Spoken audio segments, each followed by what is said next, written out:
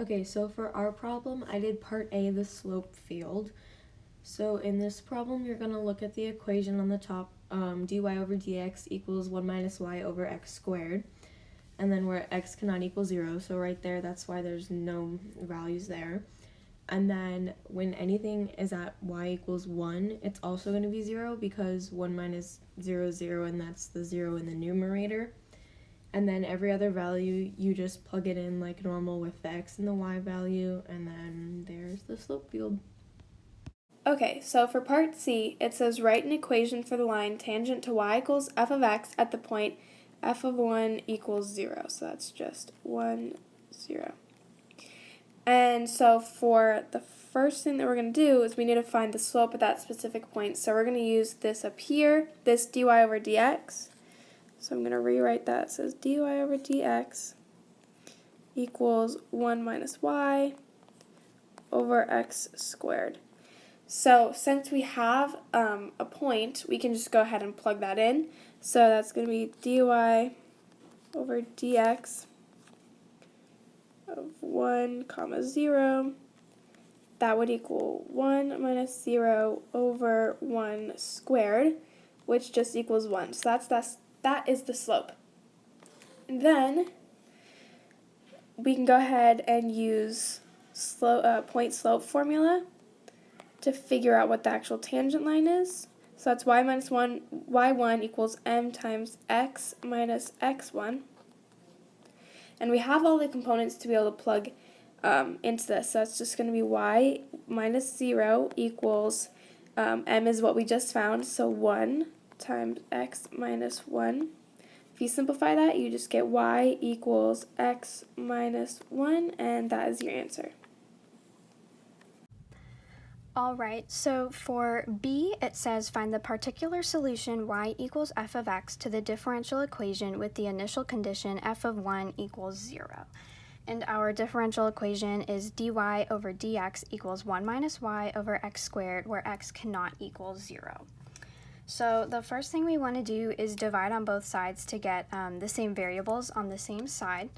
So then we're going to rewrite it, and we're going to have 1 over 1 minus y dy equals 1 over x squared dx. Then once you get to this step, we can actually take the integral on both sides.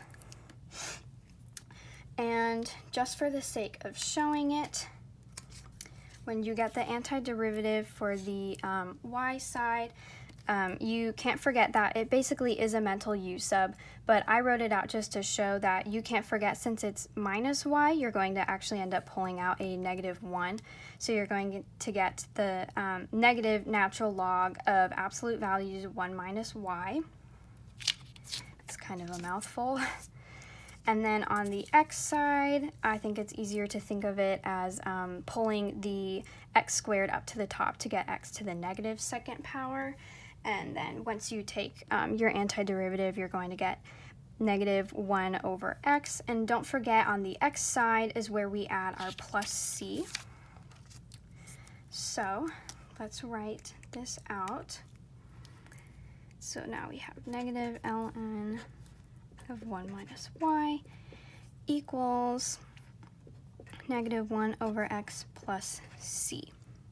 And then we're just going to divide by negative 1 on both sides just to kind of get rid of that. All right, and now we want to get rid of our natural log. So we're going to write e on both sides, or multiply by e on both sides.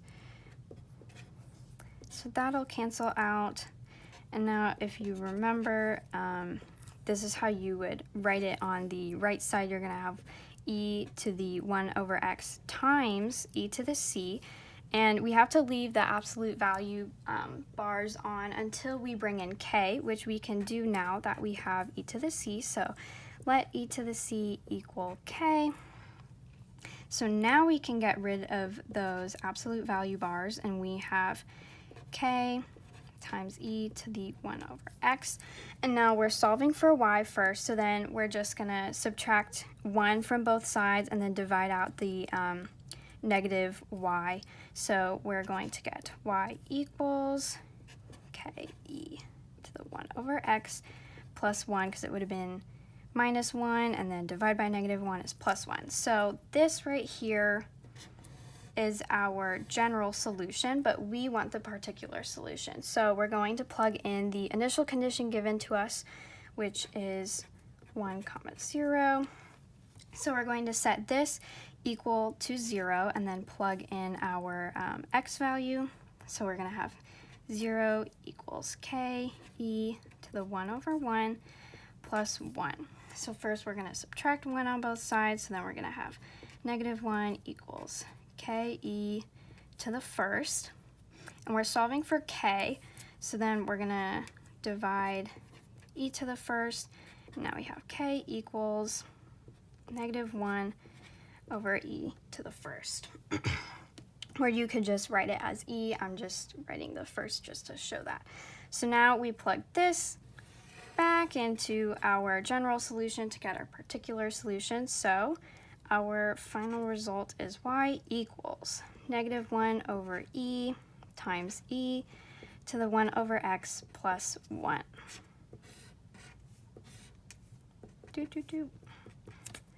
One eternity later. Okay, part D, for the particular solution y equals f of x described in part B, find the limit of f of x as x approaches infinity. So the particular solution that we found in part B was y equals 1 minus 1 over e times e to the power of 1 of x. And to find the limit, I'm just going to plug it in to a limit. So the limit as x approaches infinity of 1 minus 1 over e times e to the power of 1 over x. Then after this, I'm just going to plug in the infinity into the equation to see if it'll work out. So then it'll become 1 minus 1 over e times e to the power of infinity. And we learned that this part is bottom heavy.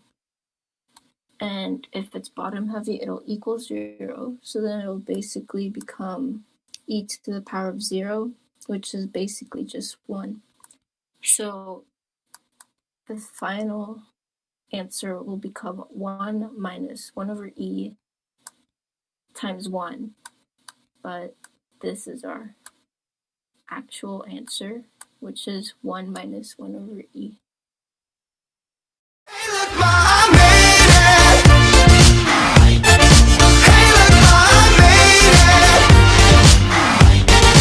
it. Everything's coming up places. I made up calculus.